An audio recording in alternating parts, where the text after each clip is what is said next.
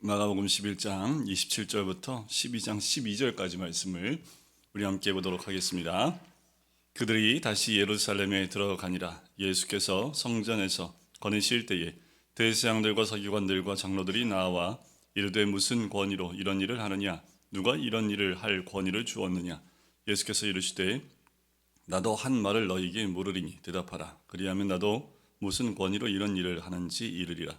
요한의 세례가 하늘로부터냐 사람으로부터냐? 내게 대답하라. 그들이 서로 의논하여 이르되 만일 하늘로부터라 하면 어찌하여 그를 믿지 아니하였느냐 할 것이니 그러면 사람으로부터라 할까 하였으나 모든 사람이 요한을 참 선지자로 여김으로 그들이 백성을 두려워하는지라. 이에 예수께 대답하여 이르되 우리가 알지 못하노라 하니 예수께서 이르시되 나도 무슨 권위로 이런 일을 하는지 너희에게 이르지 아니하리라 하시니라. 예수께서 비유로 그들에게 말씀하시되 한 사람이 포도원을 만들어 산울타리로 두르고 집자는 틀을 만들고 망대를 지어서 농부들에게 새로 주고 타국에 갔더니 때가 이름에 농부들에게 포도원 소출 얼마를 받으려고 한 종을 보내니 그들이 종을 잡아 심히 때리고 거저 보내었거늘 다시 다른 종을 보내어 그 머리에 상처를 내고 능욕하였거늘 또 다른 종을 보내니 그들이 그를 죽이고 또 그 외에 많은 종들도 더러는 때리고 더러는 죽인지라. 이제 한 사람이 남았으니 곧 그가 사랑하는 이들 아들이라. 최후로 그를 보내며 이르되 내 아들은 존대하리라 하였더니 그 농부들이 서로 말하되 이는 상속자니 자 죽이자. 그러면 그 유산이 우리 것이 되리라 하고 이에 잡아 죽여 포도원 밖에 내던졌느니라. 포도원 주인이 어떻게 하겠느냐? 와서 그 농부들을 진멸하고 포도원을 다른 사람들에게 주리라. 너희가 성경에 건축자들이 버린 돌이 모퉁이의 머릿돌이 되었나니 이것은 주로 말미암아 된 것이요 우리 눈에 놀랍도다 함을 보지도 못하였느냐 하시니라. 그들이 예수의 이 비유가 자기들을 가리켜 말씀하심인 줄을 알고 잡고자 하되 무리를 두려워하여 예수를 두고 가니라. 아멘. 오늘의 말씀의 근간이 되는 사건은 권위 논쟁으로 시작을 하지요. 이 권위 논쟁이 일어난 이유가 무엇이냐면 바로 예수님이 오늘 다시 성전에 예루살렘에 들어가기 전날 성전을 깨끗하게 청결케 하셨던 사건입니다. 어느 누구도 대제사장과 연루되어 있었던 성전 안에서 매매하는 일들에 대해서 그것에 대해서 이의를 제기할 수 없었습니다. 그리고 성전 안에서 그 권위를 가지고 그 모든 것들을 그렇게 할 수 있는 사람이 당시 없었지요. 대제사장과 서기관과 장로들이라면 모를까 다른 사람들에게는 어떤 것도 그런 권세나 그런 것이 주어지지 않았습니다. 엄두도 내지 못했지요. 그런데 예수님께서 매매하는 자들을 다 내어 쫓으시지요. 무슨 권위입니까? 하늘로부터 주어지시는 권위지요. 나의 집은 아버지의 집은 만민이 기도하는 집인데 너희가 강도의 소굴을 만들었다라는 겁니다. 여러분, 우리 교회는 하나님의 것이고 또 하나님의 집입니다. 또 우리의 몸도 마찬가지지요. 우리의 몸을 내 거라 주장할 수 없습니다. 그래서 우리가 우리의 몸을 함부로 그렇게 하는 것도 하나님이 기뻐하지 않는 것은 이 성전된 우리의 몸도 우리의 것이 아니라 하나님의 집이기 때문에 그렇습니다. 자, 그래서 대제사장과 서기관들과 장로들이 나와서요 예수께 질문하는 거지요. 무슨 권위로 이런 일을 하느냐라는 거예요. 그래서 권위 논쟁이 일어나게 된 겁니다. 우리 예수님의 중심은 하나님께 있지요. 하나님의 집인 성전으로서의 역할을 감당하지 못하게 하는 것에 대해서 예수님은 다시 성전이 성전다워지기를 원했고 또 그렇게 만드셨습니다. 하지만 대제사장과 서기관과 장로들은 그들의 유익을 따라서 성전을 이용해 먹었기 때문에 성전에서 이런 권위를 이렇게 하는 권위가 어디서부터 왔느냐, 이런 일을 할 권위를 누가 주었느냐라고 질문하는 거지요. 그때 예수님이 나도 너희들한테 물을 것이 있는데 그걸 답을 하면 나도 무슨 권위로 이런 일을 하는지 이르겠다라고 말씀하시지요. 요한의 세례가 하늘로부터냐 사람으로부터냐 내게 대답하라는 거지요. 이 질문에 이 사람들이 답을 할 수가 없는 겁니다. 이제껏 이들의 행동이나 모습이 무엇을 얘기해도 답을 할 수 없는 거예요.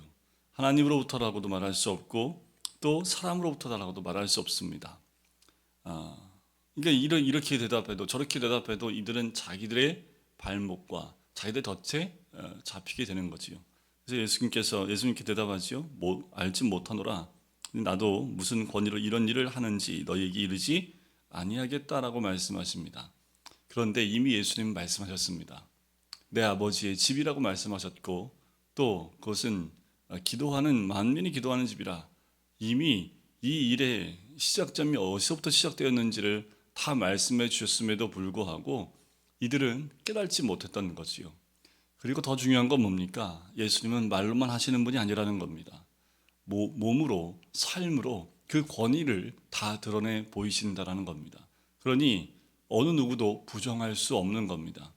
그러니까 예수님을 넘어뜨리려고 하는 이들의 모습 가운데 결국 자기들의 꾀에 넘어지는 모습을 보고요. 이들은 하나님을 두려워하는 자들이 아니라 사람을 두려워하는 자들이었기 때문에 어떠한 답도 할 수 없는 겁니다. 중심이 주께 있으면 회개하고 돌이킬 수 있는데 중심이 하나님께 있지 않고 사람에게 있고 자기 자신에게 있다 보니까 회개하지도 못해요. 돌이키지도 못하는 상황 가운데 있는 거지요. 예수님이 몇 번의 기회를 더 주십니다. 예수님께서 이렇게 기회를 주심에도 불구하고 이들은 돌이켜 주께로 돌아오는 것을 이들은 거부하고 있는 모습이지요. 그 모습이 어떤 모습인지 비유로 말씀해 주십니다. 그것이 바로 악한 농부들의 비유가 12장 1절부터 나오지요. 자, 한 사람이 포도원을 만들어서 울타리까지 다 쳐놨습니다. 그리고 즙을 짜는 틀까지 다 만들고요. 그리고 망대까지 다 지었습니다. 모든 걸 다 준비해 놓고 농부들한테 새로 주고 타국에 갑니다. 그냥 땅만 주는 게 아니에요. 여러분들 요새가 아니죠. 보통 세입자들이 어떤 일을 하러 들어올 때 보면 세입자들이 다 인테리어 하고 들어오잖아요. 인테리어 한 번 할 때마다 굉장히 큰 돈이 들어갈 정도로 인테리어를 다 해요. 나갈 때는요. 인테리어를 싹 다 세입자가 다 부시고 원상복귀 원래대의 모습을 해놓고도 나가요. 자, 그런데 지금 예수님이 비유하시는 말씀은 뭐예요? 주인이 다 만들어줬습니다. 이 농부들이 와서 할 게 하나도 없어요. 그냥 농사만 지으면 돼요. 포도만 잘 지으면 돼요. 그 어떤 것도 이들이 할 것이 아무것도 없는 모습을 보게 되는 거지요. 자, 이들이 해야 될 건 뭐밖에 없어요? 소출을 그 주인에게 주는 것 외에는 없습니다. 세를 받았기 때문에 이 모든 것들을 새로 농부들에게 주었기 때문에 거기에 합당한 것만 돌리면 됩니다. 자, 때가 이르렀어요. 이 때가 뭘까요? 그 새를, 그러니까 열매를 주인이 받을 때가 된 거지요. 여러분, 우리에게 무엇인가 주어졌을 때는 이런 때가 있습니다. 우리는 늘 그 때를 위해 준비하고 그 때의 열매를 위해서 준비하는 거지요. 자, 농부들에게 포도원 소출을 얼마를 받으려고 종을 보냈는데 그걸 주기 원치 않는 거지요. 악하지요. 그래서 종을 때립니다. 그리고 그냥 보내버립니다. 다른 종을 또 보내요. 근데 머리에 상처를 내고 능욕을 합니다. 또 다른 종을 보내요. 그랬더니 죽이기도 하고 그 외에 많은 종들도 덜어는 때리고 덜어는 죽입니다. 이 얼마나 악합니까? 모든 것 다 준비해 줬음에도 불구하고 이들은 그 주인에게 주인으로서의 그 위치도 인정도 하지 않고 오히려 주인의 것을 자기 것처럼 여기게 되는 거지요. 주인이 기다려주는 거지요. 종을 또 보내고 또 보내고 또 보냅니다. 기다려주는 거지요. 이들이 언제쯤이면 돌이킬 수 있을까? 주인의 마음에 그들을 돌이키기 원해서 많은 종들을 보냈지만 소용이 없었습니다. 마지막 자기 아들을 보내면서 이들이 내 아들만큼은 나로 여기지 않을까라는 거예요. 내 아들을 보내면, 내 자녀를 보내면 주인 대하듯 내 아들을 대하지 않을까 해서 그 사랑하는 아들을 보내요. 그랬더니 거꾸로 농부들이 뭐라고 얘기합니까? 상속자니까 죽여서 우리가 그걸 상속받자 하면 이게 말이 됩니까? 욕심의 눈이 어두워지니까 이들이 정말 법도 모르고 아무것도 모르는 완전히 시장 찻배와 같이 정말 깡패와 같은 생각만 합니다. 빼앗으려고만 생각하는 거예요. 이 모습이 바로 우리의 모습이고 당시의 대제사장과 서기관과 바리새인의 모습과 같은 모습이라는 거예요. 아들을 죽여서 포도원 안에 두는 것도 아니고 포도원 밖에 던져버립니다. 이 포도원은 하나님이 허락하신 이스라엘을 의미합니다. 그리고 거기에 농부들은 바로 이 좀 전에 왔던 그 대제사장과 서기관과 바리새인들을 의미하겠죠. 더 나아가서는 유대인들을 의미하기도 합니다. 그래서 종들을 보냈다고 하지요. 이것은 누구를 의미합니까? 선지자들을 의미합니다.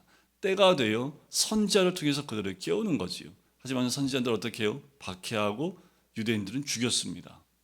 그리고 마지막 예수님을 이 땅에 보내시는데 예수님도 이들이 죽일 것에 대해서 예수님 말씀하시는 거지요. 여러분, 우리의 삶을 돌이켜볼 필요가 있습니다. 때가 가까이 올수록 우리는 과연 농부와 같은 모습은 아닌지, 주님이 허락하신 선지자들을 우리가 홀대하고 학대하지는 않는지, 그리고 하나님의 뜻을 깨닫지 못하여 그 뜻 가운데 하나님이 원하시는 것 가운데 우리 주님의 뜻하신 가운데 있지 못하고 여전히 내 욕심대로 살아가고 있다면 나도 모르는 사이에 주인의 종을 때리고 또 그것을 내가 가지려고 착취하려고 하는, 빼앗으려고 하는 그 모습이 우리들 가운데 있을 수 있다는 거지요. 포도원 주인이 어떻게 하겠습니까? 돌아와서 어떻게 해요? 농부들을 진멸하는 거죠. 심판할 수밖에 없는 겁니다. 여러분들, 주님 오실 때 우리는 심판의 대상입니까? 아니면 위로의 대상이 되겠습니까? 우리가 주일마다 요한계시록의 말씀을 함께 나누지만 마지막 때에 심판이 있습니다. 그 심판 때에 입맞은 자는 하나님의 보호하심과 위로함 가운데 있지만 그렇지 못한 자는 그 심판에 던져지게 되는 거지요. 성경에 시편 118편에 있는 말씀을 예수님이 인용합니다. 건축자들이 버린 돌이 모퉁이의 머릿돌이 되었다라는 거지요. 이것은 주로 말미암아 된 것이 우리 눈에 놀랍도다라고 함을 읽지 못하였느냐라는 거예요. 이게 무슨 비유냐면 건축하는 사람들이 그냥 버린 돌이 있는데 그게 모퉁이의 머릿돌이 된 거예요. 자, 이게 뭐냐면 우리 지금처럼 땅을 파는 것이 아니라 모퉁이마다 모퉁이 돌을 줍니다. 주춧돌과 같은 거예요. 그 돌을 중심으로 돌을 쌓아 나갔습니다. 그러니까 이 돌이 없으면 벽을 만들 수도 없고 집을 지을 수도 없어요. 그만큼 굉장히 중요한 겁니다. 이걸 빼버리면 집이 무너질 정도입니다. 그런데 건축자들이 그냥 버렸는데 그 버린 돌이 모퉁이 돌이 되어져 버린 거예요. 가장 중요한 하나님을 집을 짓는데 그 집의 가장 중요한 모퉁이 돌이 된 거지요. 바로 예수 그리스도를 의미하는 것 아닙니까?